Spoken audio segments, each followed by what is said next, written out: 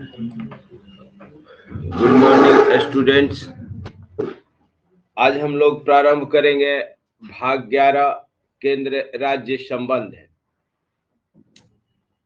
इसमें देखा जाता है कि केंद्र और राज्य कैसे सामंजस्य बैठाकर एक साथ कार्य करते हैं।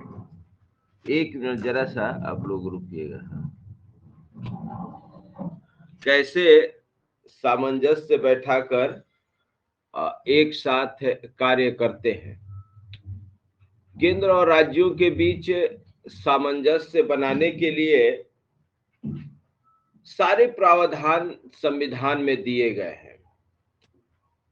विधायी उपबंध दिए गए हैं, प्रशासनिक उपबंध दिए गए हैं, वित्तीय उपबंध दिए गए हैं। ये टॉपिक बीपीएससी मेंस के लिए इम्पोर्टेंट है। तो आप लोग अपने बेयर एक्ट में ये भाग 11 निकाल लेंगे और कॉपी पर लिखिए। भाग 11 केंद्र राज्य संबंध है। भाग 11 केंद्र राज्य संबंध है।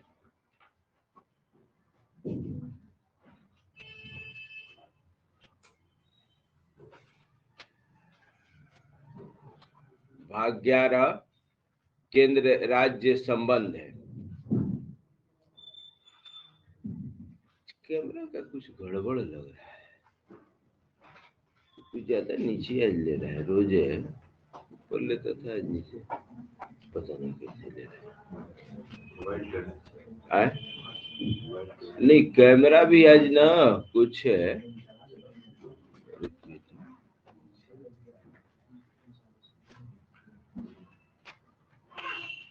ये तो नहीं प्यारा है।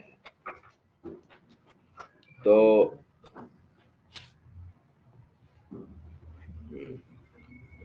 एक काम करिए, राहुल इधर आओ तो बंद करो।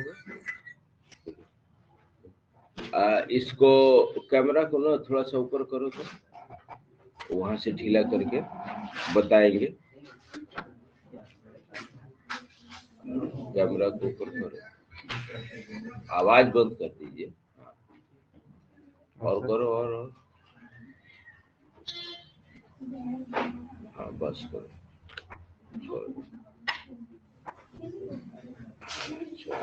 आज कुछ है गड़बड़ हो गया है, कैमरा में गड़बड़ी है। लिखिए लिखिए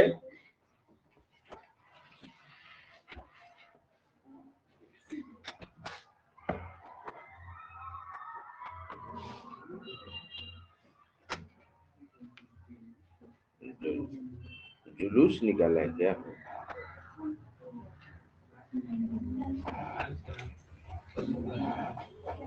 लिखिए आर्टिकल 245। आर्टिकल 245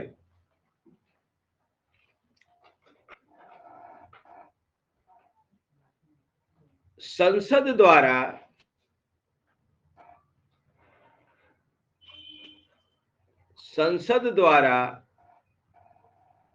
और राज्यों के विधानमंडलों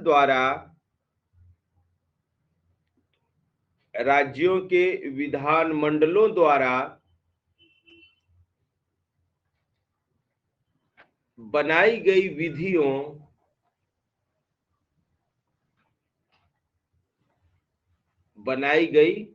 विधियों का विस्तार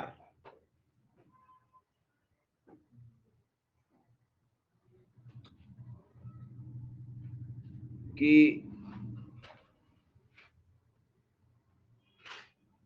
देखिए, इसका अर्थ है कि केंद्र सरकार जो कानून बनाती है वो, और राज्य सरकारें जो कानून बनाती है वो कहां तक लागू होंगे। तो इस अनुच्छेद का अर्थ है, नीचे से लिखिए कि संसद द्वारा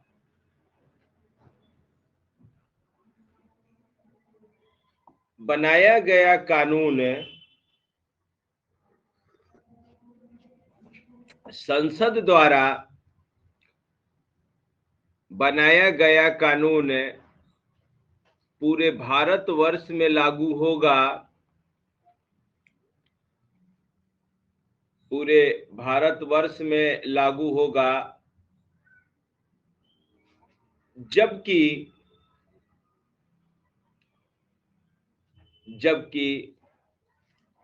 राज्य विधानमंडलों द्वारा बनाए गए कानून,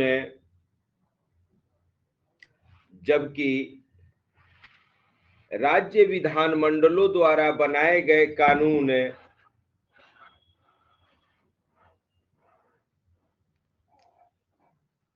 उन राज्यों में लागू होंगे,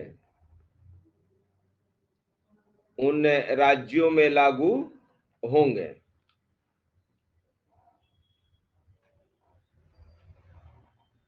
इसका आप लोग एक स्पष्ट उदाहरण देख रहे हैं कि बिहार में शराबबंदी कानून है, बिहार विधानमंडल बनाया है, तो ये कानून कहाँ लागू है? Only and only Bihar. Bihar से बाहर इस कानून का कोई वैल्यू नहीं। तो ये कानून कौन बनाया है? राज्य का विधानमंडल।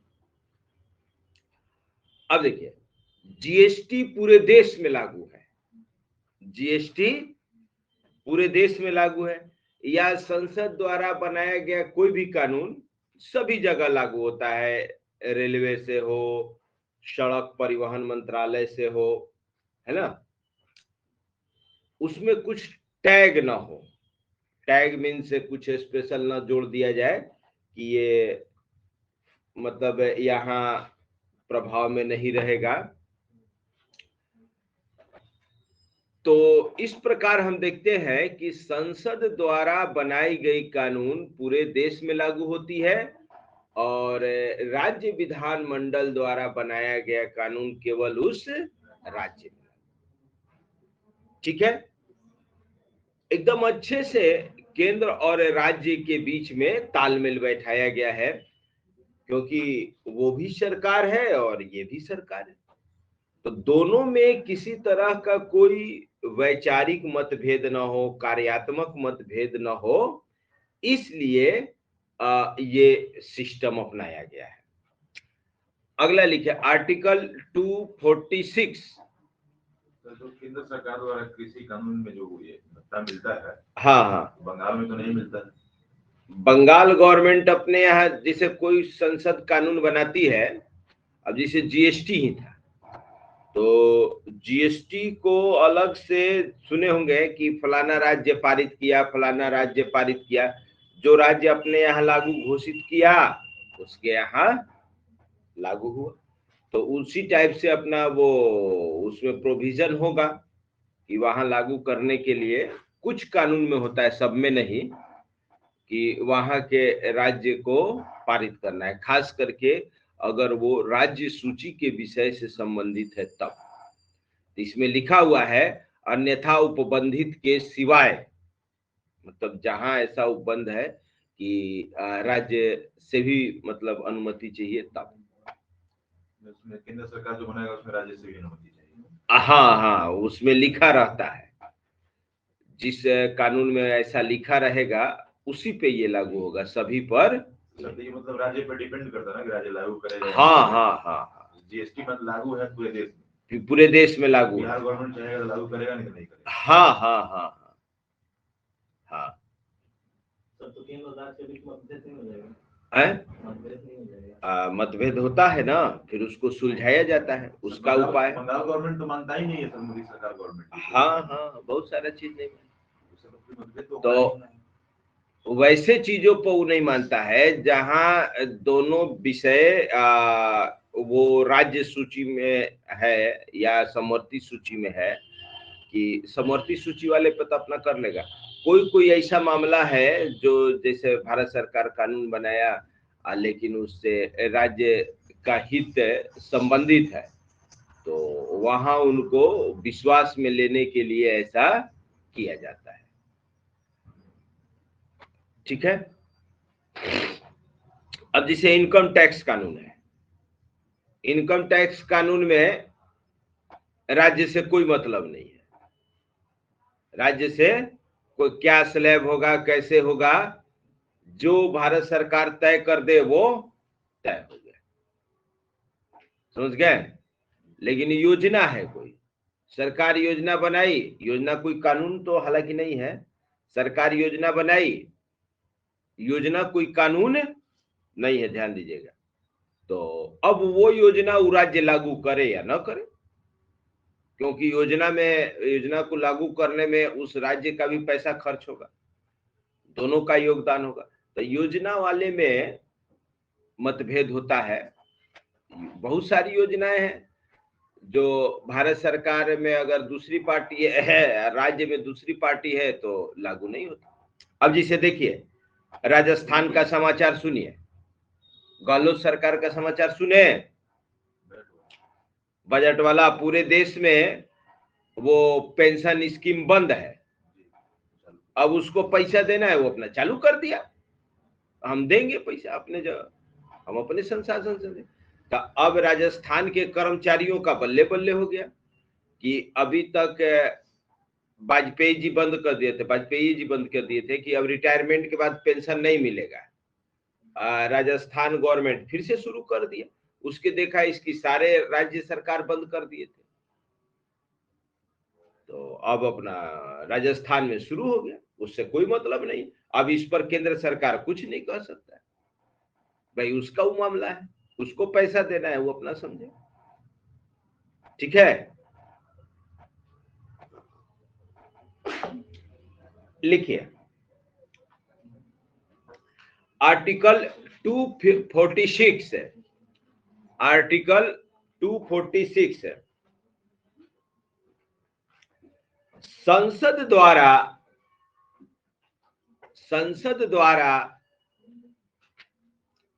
और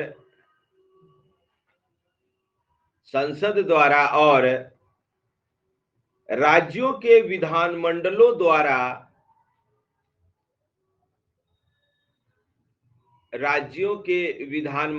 द्वारा बनाई गई विधियों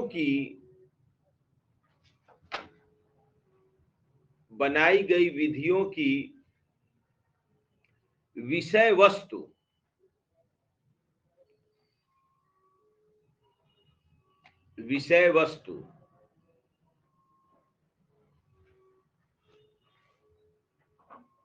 अर्थात कौन किस विषय पर कानून बनाएगा, विषय भी बांट दिया गया है ताकि, अच्छा कल बोले थे नगर पालिका वाला लिस्ट लिख लेने के लिए, लिखे थे आप लोग, जाके नहीं देखा राहुल,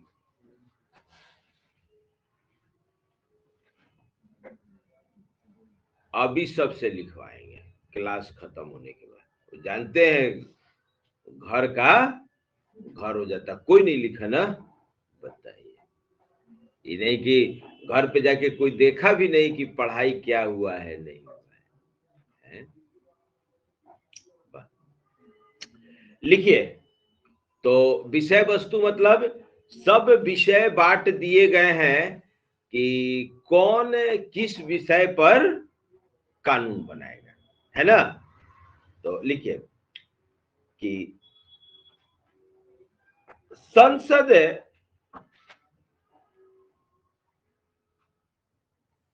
को सातवीं अनुसूची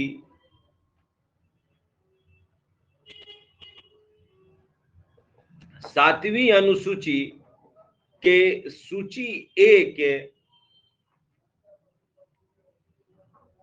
सातवीं अनुसूची के सूची ए के ब्रैकेट में, जिसे इस संविधान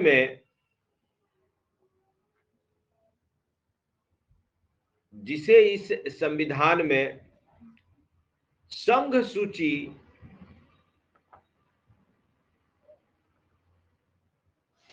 सूची कहा गया है,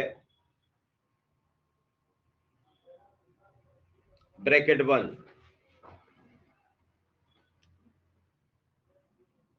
प्रगणित, प्रगणित माने लिखा हुआ, प्रगणित किसी विषय के संबंध में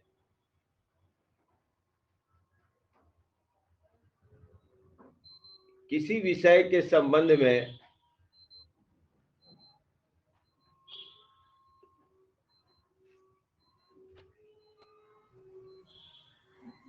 कानून विधि बनाने की, एक मिनट रुकिएगा,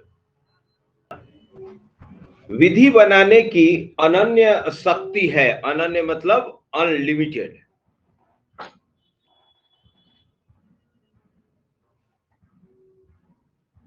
तो संघ सूची 7वीं अनुसूची में 3 सूचियां दी गई हैं।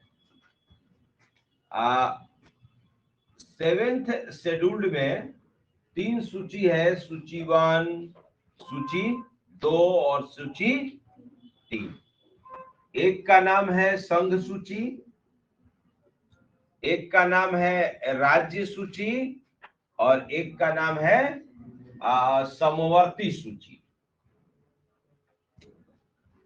संघ सूची पर केंद्र सरकार, राज्य सूची पर राज्य सरकार और समवर्ती सूची पर दोनों राज्य और केंद्र दोनों कानून बनाएंगे। तो ये सूची आपके पेयर एक्ट के अनुसूची 7 में दी गई है। आप लोग ऐप में भी वो लिस्ट देख सकते हैं। यहां से प्रश्न कई बार बीपीएससी पूछा है, यहां से कई बार प्रश्न पूछा है, दे दिया कि 1 शिक्षा, स्वास्थ्य, कृषि, निम्नलिखित में से कौन संघ सूची का विषय है। इस टाइप से करके आपसे क्वेश्चन पूछ सकता है। तो जो मेन है वो लिस्ट आप लोगों को दिखलाया जाएगा, उसको बार बार देखना होगा। जो मेन होगा टिक भी करवा देंगे। है तो उसमें बहुत सारा, सभी को याद रखना संभव नहीं है। पहचानने का तरीका बताएंगे। आगे लिखिए, पैराग्राफ चेंज करके कि किसी राज्य के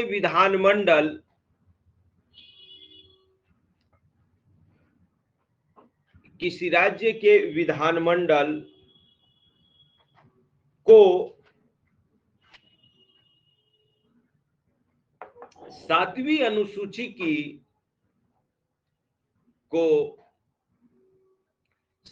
अनुसूची की सूची 2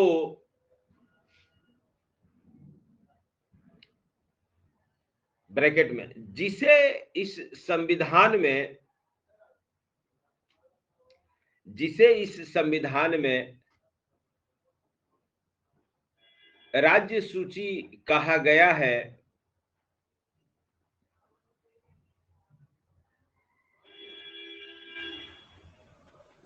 ब्रैकेट बंद, राज्य सूची कहा गया है, ब्रैकेट बंद, पर विधि बनाने की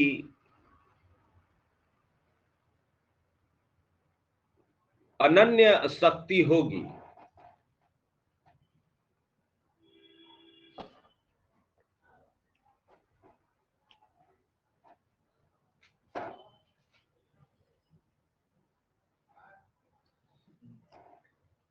ठीक है।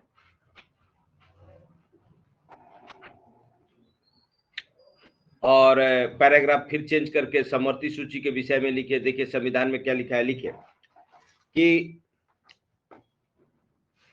संसद को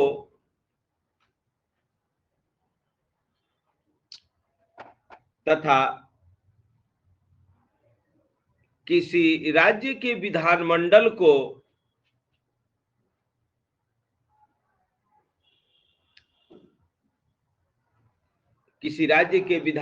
को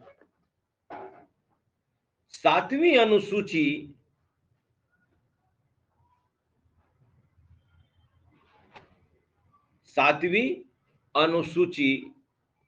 की सूची 3, जिसे इस संविधान में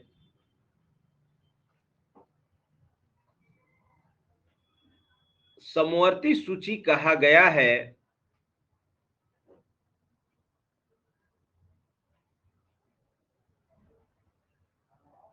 पर विधि बनाने की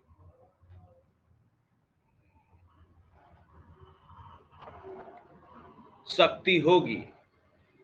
देखिए यहां अनन्य शब्द नहीं है, ध्यान दीजिएगा, यहां केवल क्या है, शक्ति होगी। अनन्य जुड़ जाता तब फिर या तो केवल संघ होता या तो केवल राज्य होता। तो यहां केवल शक्ति होगी शब्द है। इसके विषय में है कि मान लीजिए कोई ऐसा विषय है जिस पर केंद्र सरकार और राज्य सरकार दोनों कानून बना दिया, तो लास्ट में केंद्र सरकार वाला मान्य होगा। लास्ट में केंद्र सरकार वाला मान्य होगा। एक ही विषय पर दो कानून नहीं न रहेंगे, तो ये चीज है।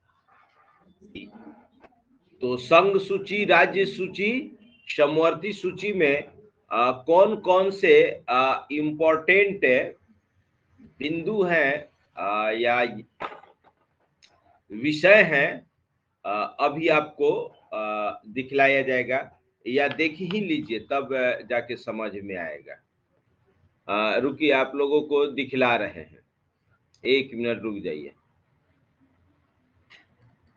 बगैर देखे आगे बढ़ने से फायदा नहीं होगा।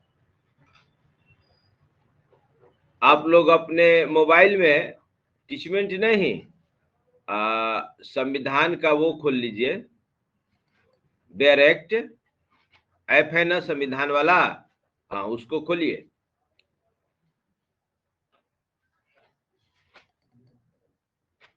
हाँ,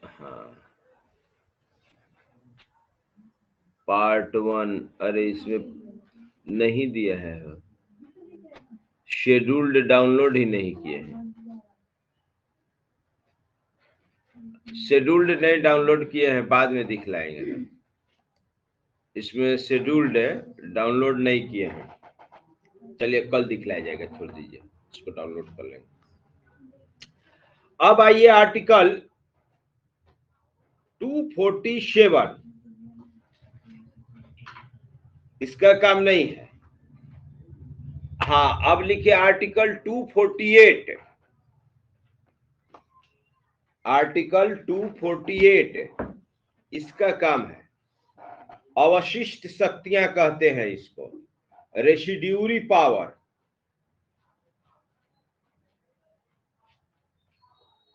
देखिए इसमें सब बाद में जोड़ा है, हो सेवा कर वाला, इसी से लिखवाते हैं।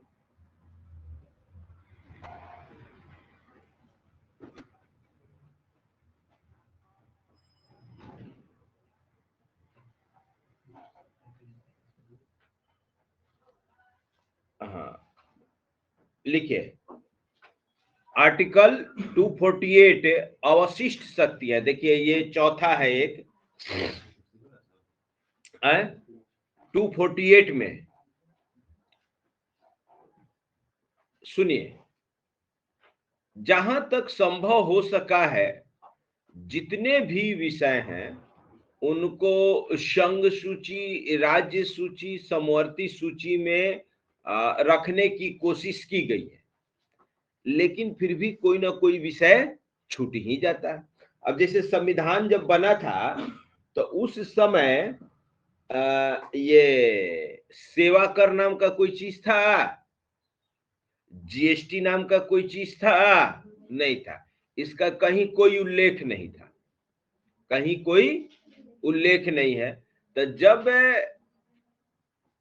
किसी विषय का कोई उल्लेख नहीं है और भविष्य में वो विषय उत्पन्न हो जाता है तो उसी को कहते हैं अवशिष्ट शक्तियां, रेसिड्यूरी पावर। तो residuary power vested in parliament, जो अवशिष्ट शक्तियां हैं, जिन विषयों को यहां नहीं गिनाया जा सका है तीनों लिस्टों में, उसे अवशिष्ट शक्तियां कहते हैं और इस पर कानून बनाने का अधिकार संसद को है। जबकि शुद्ध परिसंघीय प्रणाली में, ये सब ना याद रखिएगा जहां जहां हम तुलना कर रहे हैं, जबकि शुद्ध परिसंघीय प्रणाली जैसे अमेरिका में है, ये अधिकार राज्यों के पास है, और जबकि हमारे इंडिया में ये अधिकार संसद के पास है, केंद्र के पास है। तो लिखिए कि अनुच्छेद, लिखिए अनुच्छेद 246 का, 246 का नहीं ना लिखवाए हैं, बाद में इसको जोड़ा गया है, माल और सेवा कर के संबंध में विशेष उपबंध, ये ऐड किया गया है 2016 में। तब तक तो हम लोग 9 में रिटायर हो गए थे। लिखिए हाँ, अनुच्छेद 246 का के अधीन रहते हुए, मतलब उसमें जो बातें लिखी गई हैं, रहते हुए संसद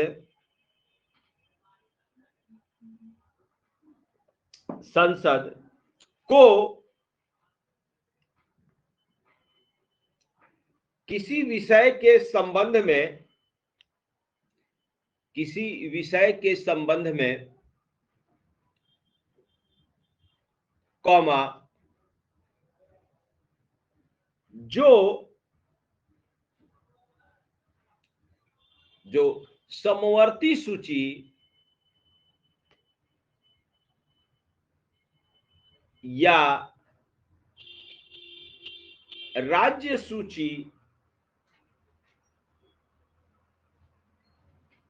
में प्रगणित नहीं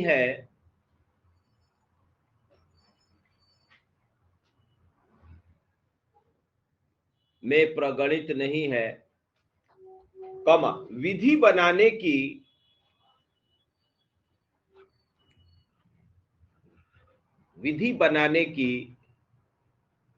अनन्य शक्ति है। देखिए अनन्य शब्द जोड़ दिया है, इसका अर्थ है कि संसद के अलावा दूसरा कोई नहीं बना सकता है, अनलिमिटेड एब्सोल्यूट पावर एकदम, कि इसमें कोई दूसरा हस्तक्षेप नहीं करेगा। तो अवशिष्ट शक्तियां किसको कहेंगे कि जो विषय ना ही संघ सूची में है, तो खैर संघ सूची में नहीं है, ना ही संघ सूची में है, ना ही राज्य सूची में है, और ना ही समवर्ती सूची में, मतलब वैसे विषय जो अभी हमारे सामने नहीं है, भविष्य में आ सकते हैं, तो उसको कहा जाता है रेसिड्यूअरी पावर। चलिए, तो आर्टिकल 248 हो गया। अब आइए आर्टिकल 249, ये VVI है केंद्र राज्य संबंध में, और यहां देखेंगे हम लोग कि राज्यसभा महत्वपूर्ण हो जाता है आर्टिकल 249 में।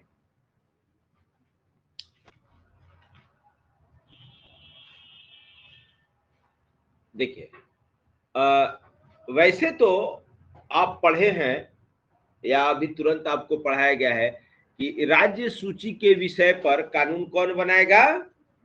राज्य सरकार, राज्य विधान। लेकिन कुछ परिस्थितियों में हमारे संविधान में दिया गया है, कुछ परिस्थितियों में संसद राज्य सूची के विषय पर कानून बना सकता है।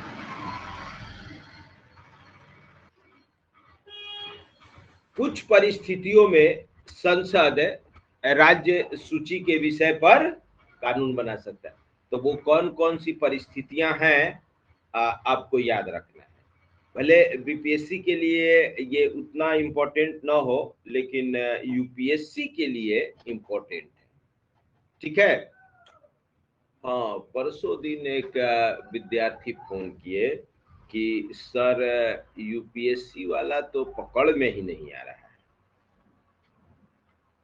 तो भाई बीपीएससी आपको वीडियो बनाएगा, यूपीएससी आपको आईएएस बनाएगा, जिला का मालिक बनाएगा, प्रमोट करके आप बिहार के सेक्रेटरी, इंडिया के कैबिनेट सेक्रेटरी बन सकते, पूरा देश चलाना है।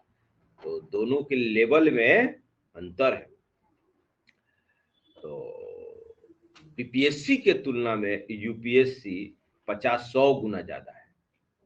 बीपीएससी तो कुछ ना, बीपीएससी को तो कुछ मानते ही नहीं है। ये तो साल भर कोई ढंग से पढ़ दे तो हो जाएगा, कुछ है ही नहीं। लेकिन यूपीएससी के लिए इस सब का छान मारना पड़ता है, एक एक शब्द के पीछे भागना पड़ता है। तो वो बनाता है, उसे पकड़ में नहीं आता, बेयर एक्ट पढ़ा नहीं है। यूपीएससी का पॉलिटी का क्वेश्चन डीडी बसु हो या लक्ष्मीकांत हो, हम लोग के समय तो लक्ष्मीकांत था ही नहीं, तो नया नया मार्केट में आया। डीडी बसु ही चलता था हम लोग के समय, डीडी बसु और सुभाष कश्यप, यही 2 किताब थी। अब तो डीडी बसु कोई रिकमेंड ही नहीं करता है, क्योंकि डीडी बसु पढ़ ही नहीं पाएगा दूसरा। उस ऐसा शुद्ध संवैधानिक लैंग्वेज में लिखा गया है, बुक टाइप से नहीं लिखा है, वो डायरेक्ट कॉन्स्टिट्यूशन पर कमेंट्री है।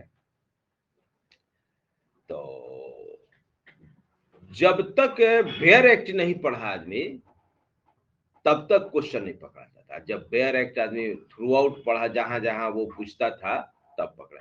बीपीएससी के लिए जरूरत नहीं है, बीपीएससी के लिए जरूरत नहीं। बीपीएससी में तो वैसे 10-15 क्वेश्चन कॉन्स्टिट्यूशन से रहता है, और कुछ तो अपना करंट से ही रहता है, और बाकी जो रहता है एकदम सिंपल रहता है, एकदम सिंपल, ऊपर ऊपर दिया तो था कि उच्च न्यायालय के न्यायाधीश अपना त्याग पत्र किसको देते हैं, यही क्वेश्चन दिया था। तो उच्च न्यायालय के न्यायाधीश अपना त्याग पत्र किसको देते हैं? राष्ट्रपति। चलिए आइए आगे चलते हैं। तो पहले बीपीएससी क्रैक कर लीजिए, और उसके बाद अपना फिर तो यूपीएससी होगा ही, हौसला बुलंद हो जाएगा। जब हौसला बुलंद होता है तो चींटी भी पहाड़ पर चढ़ जाती है, नहीं? तो आइए लिखिए आर्टिकल 249। अगर हम लोग भी उस दौर के स्टूडेंट नहीं रहते तो थोड़ी ना पढ़ पाते, और हम लोग के ग्रुप में सब लोग पढ़ता था, इसलिए हम लोग भी पढ़ गए। नहीं तो बहुत सारा चीज तो आपका नॉलेज आपके ग्रुप पर डिपेंड करता है। जैसे कुछ अच्छा चीज पढ़ने चलिएगा, टॉप, दूसरा कहेगा कि अरे कहाँ फंस गए, छोड़ दो, तो आपको भी वो रोक देगा कि कहीं वरना हम नहीं बढ़े तो ये भी नहीं बढ़े। तो बहुत सारा आपके, अब जैसे यूनिस है, इसके ग्रुप में 10 लोग था, एक साथ 10 का रिजल्ट आया आईएएस उसी बैच में। तो जो ग्रुप अच्छा होता है, दिल्ली में यही होता था, जो ग्रुप अच्छा रहता था, अगर 5-7 है तो सबका एक साथ होता था। ये मान लीजिए आगे पीछे हो जाए, लेकिन होता सबका था। लेकिन क्योंकि वो आपस में ओपनली कोऑपरेट किए हुए हैं, मतलब कोई चीज छुपाए नहीं हुए, तो सबको फायदा होता। जिस ग्रुप में शकुनी घुस जाता था कि हम अपना न दें खाली ले, तो पता चलता था कि वो पूरा ग्रुप डूबता था। तो ऐसे ग्रुप से बच के रहना है। वैसे ग्रुप में है कि सब युधिष्ठिर हो, कोई झूठ है ना बोले। अरे हम देंगे तब तो आगे वाला देगा, नहीं तो हम चुराएंगे तो आगे वाला को नहीं समझ में आ रहा है कि वो अपना नहीं दे रहा है, केवल हमसे मांग रहा है, वो भी मना करना शुरू कर देगा, तो आपको भी नुकसान होगा, है कि नहीं? और एक कहावत है, वहां बार बार यही कहावत कहा जाता है कि अकेला चना भाड़ नहीं फोड़ता। सब बीपीएससी में ये सब रटना पड़ेगा, कहावत मुहावरा, तभी हम लोग रट गए थे। अकेला चना भाड़ नहीं फोड़ता, इसका मतलब हाँ, जो चना भूंजा जाता है ना बालू में डाल के, मान लीजिए एक मुट्ठी डाला, उसमें से एगो फूट गया, तो क्या कहा जाएगा, चना फूटा कि बर्बाद हो गया? सब बर्बाद ना हो गया। वो पूरा एक यूनियन को भाड़ कहा जाता है जो भूंजता है। तो उसमें से कम 90% फूट जाए, तब कहेंगे कि ये कहानी सक्सेसफुल रहा है। नहीं, तो इसीलिए कहा जाता है कि अकेला चना भाड़ नहीं फोड़ता है। कोई सोचेगा कि अकेले अकेले अपना खिचड़ी पका ले, तो संभव नहीं है। अपवाद में लाख में एक आध गो का होता होगा तो होता होगा, नहीं तो नहीं होता। चलिए आइए, हाँ लिखिए आर्टिकल 240, चाहे ऐसे लिखिए, लिखिए पहले हेडिंग दे दीजिए कि जैसा कि, लिखिए जैसा कि हमने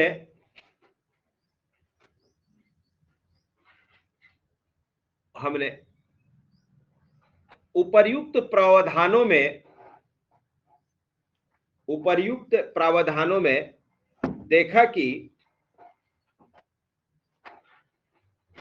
राज्य सूची के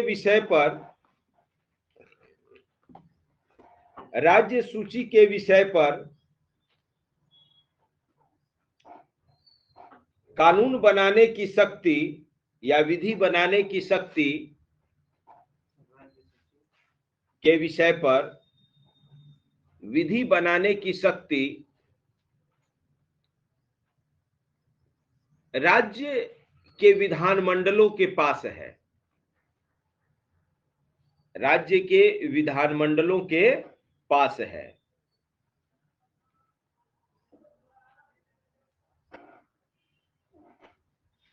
देखिए, लेकिन निम्न परिस्थितियों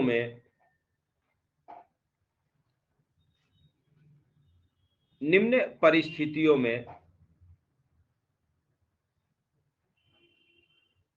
राज्य सूची के विषय पर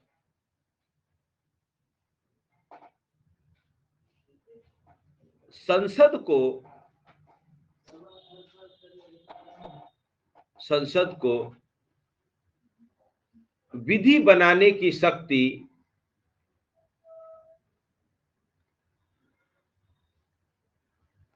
प्राप्त हो जाती है।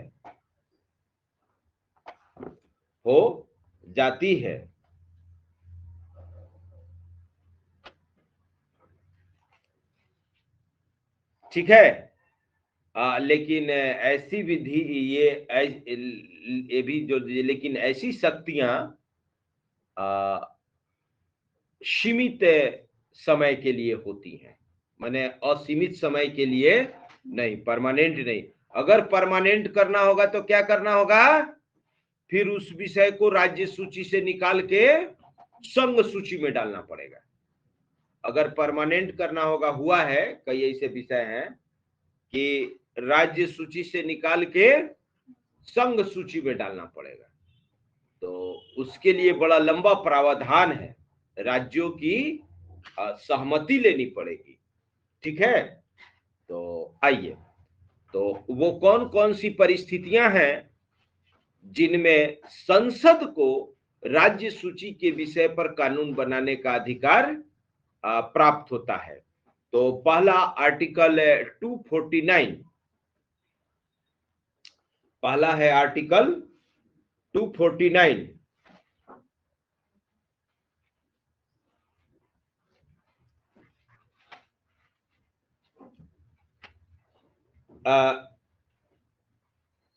हेडिंग दे दीजिएगा राष्ट्रीय हित में। राष्ट्रीय हित में मतलब देश के हित में यदि आवश्यक हुआ तब। अब लिखिए,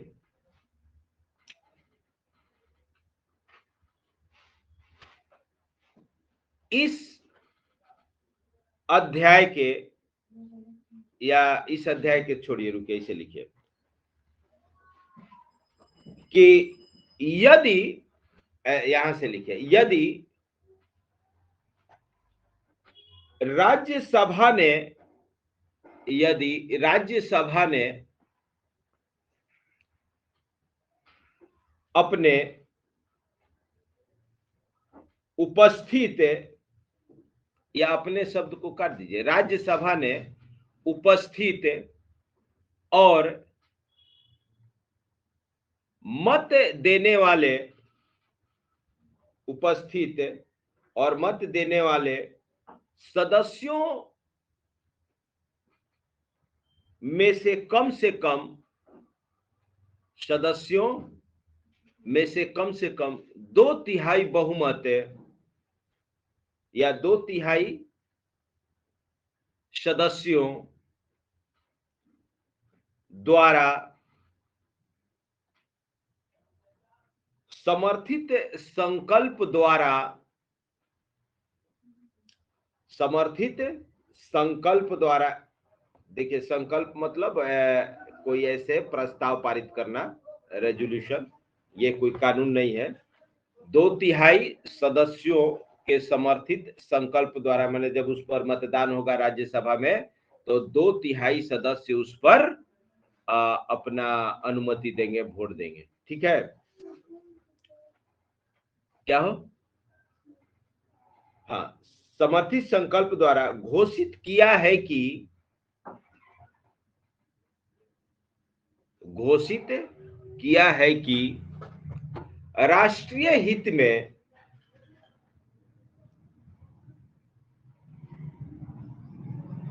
यह आवश्यक, या राष्ट्रीय हित में यह आवश्यक या समीचीन, मतलब उस समय के अनुसार आवश्यक हो, समीचीन है कि,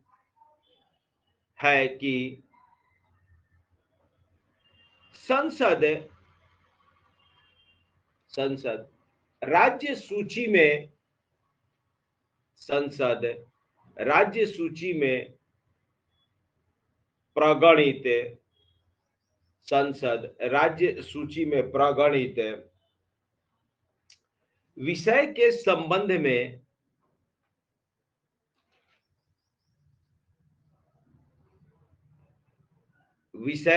संबंध में कौमा,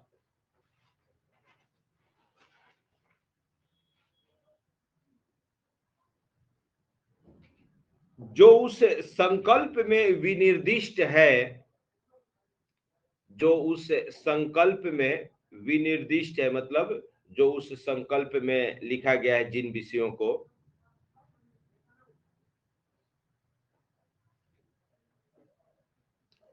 विनिर्दिष्ट है, कौमा, विधि बनाए,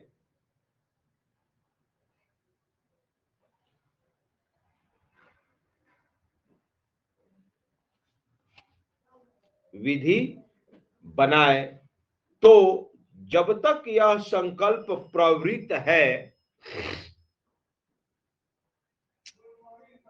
तो जब तक वह संकल्प प्रवृत्त है, प्रवृत्त माने वैलिड है, लागू है, संसद के लिए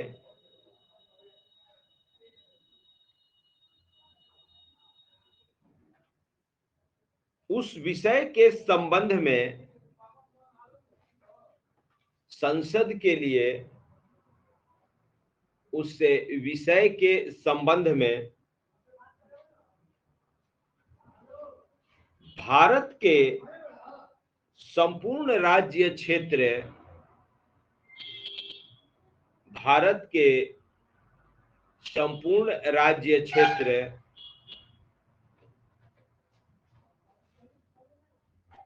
या उसके किसी भाग के लिए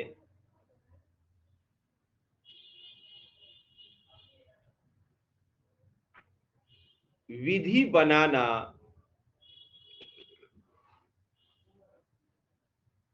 विधि बनाना विधि पूर्ण होगा। विधि बनाना विधि पूर्ण होगा। तो एक लाइन में अगर पूछा जाए कि यदि राष्ट्रीय हित में,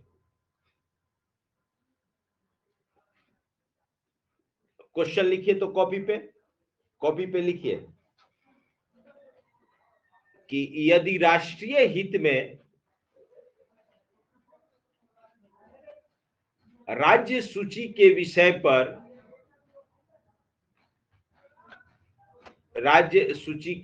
पर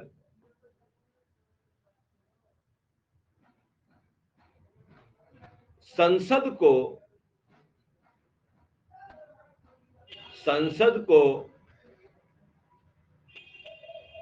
विधि बनाने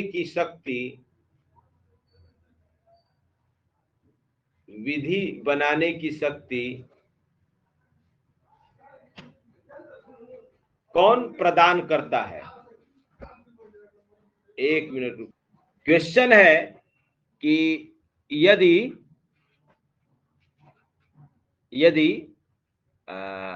संसद को राज्य सूची पर कानून बनाना हो तो उसे ये शक्ति कौन देगा? तो क्या आंसर होगा? राज्यसभा। तो देखिए यहां राज्यसभा लोकसभा से ज्यादा पावरफुल हो गया। राज्यसभा लोकसभा से, तो जब भी राज्यसभा की शक्तियों के विषय में पढ़ेंगे तो ये आएगा, लिखवाए भी थे हम वहां 249 देखिएगा निकाल के। जब राज्यसभा की विशेष शक्तियां पढ़ाए थे ना तो वहां बोले थे कि बाद में आगे इसको एक्सप्लेन करेंगे। निकाल के नोट्स देखिएगा 249 लिखा होगा। तो अब कोई बताएगा कि यहां राज्यसभा को यह शक्ति क्यों दी गई, लोकसभा को क्यों नहीं दिया गया? कौन बताएगा? Very good. क्योंकि राज्यों के प्रतिनिधि कहां हैं? राज्यसभा में। और ये मामला किससे संबंधित है? राज्य से। राज्य का न हित प्रभावित हो रहा है, राज्य की शक्ति कम हो रही है। तो राज्य जब ऐसा कहेंगे करने के लिए, राज्यसभा पावर दिया का मतलब क्या हुआ? राज्यों ने ऐसा कहा कि ठीक है भाई, देश के लिए आवश्यकता है, बना लीजिए। जैसे अभी मान लीजिए रसिया यूक्रेन का सिचुएशन ले लीजिए। अब रूस में जो प्रोविंस होंगे तो अब उनसे परमिशन मांगने का समय है। वैसा अपना होगा कि युद्ध के स्थिति में ऑटोमेटिक संसद का पावर सभी विषयों पर हो जाएगा। पावर मांगने में तब पता चलेगा कि मिसाइल दाग दिया, संसद भवन उड़ गया, जा है कि नहीं? तो आपातकालीन समय में सारी शक्तियां उसमें केंद्रित हो जाएंगी। हम लोगों के भी संविधान में है वैसा। ये तो नॉर्मल सिचुएशन के लिए है, ठीक है। अब आइए इसी में थोड़ा सा और लिख लीजिए। लिखिए कि उपर्युक्त पैराग्राफ चेंज करके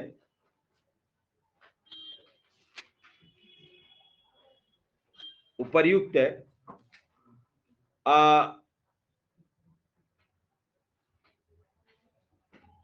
अधिकारों का प्रयोग करके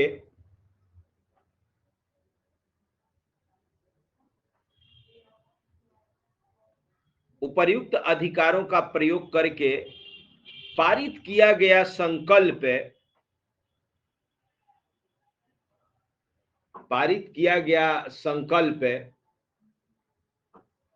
1 वर्ष से अनधिक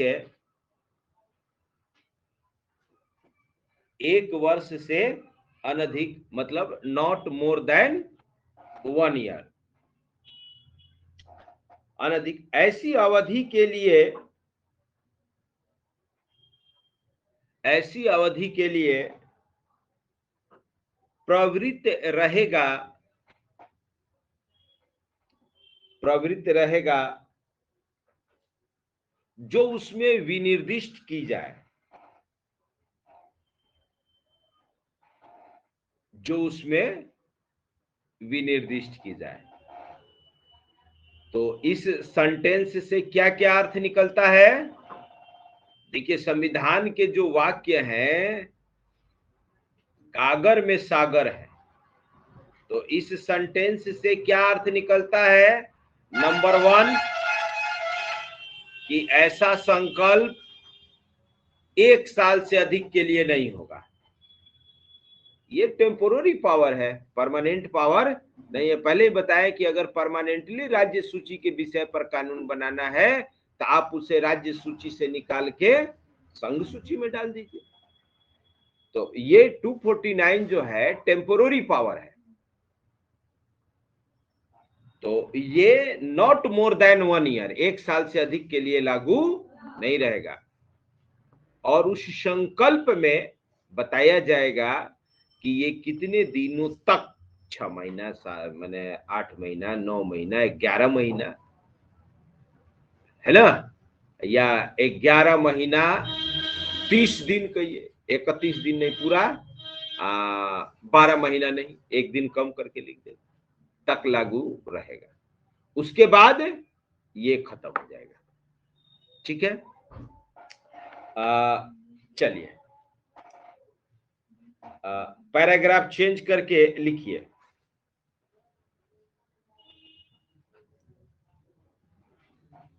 लिखिए कि संकल्प के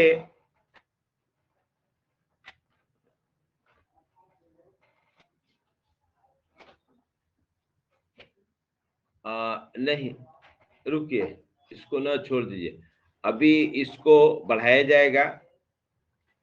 चाहे लिख ही लीजिए, लिख लीजिए, लिखिए, लिखिए। परंतु संकल्प के काट दीजिए, उसको इसके बाद लिखवाएंगे। लिखिए पैराग्राफ चेंज करके, परंतु यदि जितनी बार, परंतु यदि और जितनी बार ऐसे संकल्प को प्रवृत्त बनाए रखने का अनुमोदन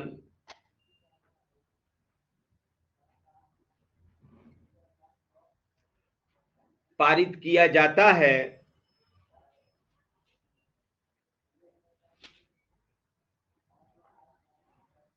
पारित किया जाता है, उतनी बार इस अवधि में वृद्धि होती रहेगी।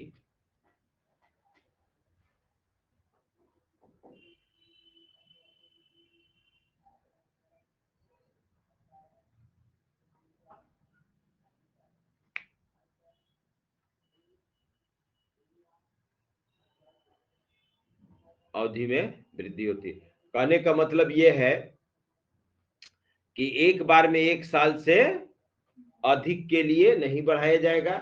मान लीजिए बढ़ाया गया और 1 साल बीतने वाला है और लगता है कि जिस उद्देश्य से ऐसा किया गया है अभी वो उद्देश्य पूरा नहीं हुआ है, तो राज्यसभा फिर प्रस्ताव पारित करेगा। राज्यसभा दोबारा तिबारा जितने चाहे उतने बार प्रस्ताव पारित करके डेट को एक्सटेंड करते रहेगा, लेकिन एक बार में 1 साल से अधिक नहीं।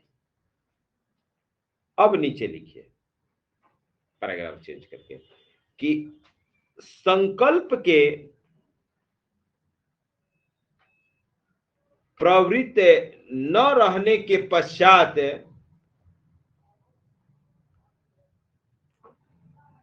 संकल्प के प्रवृत्त न रहने के पश्चात 6 माह की अवधि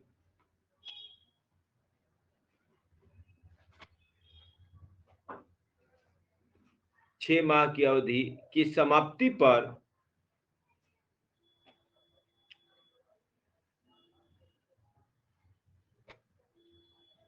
ऐसे कानून प्रभावहीन हो जाएंगे।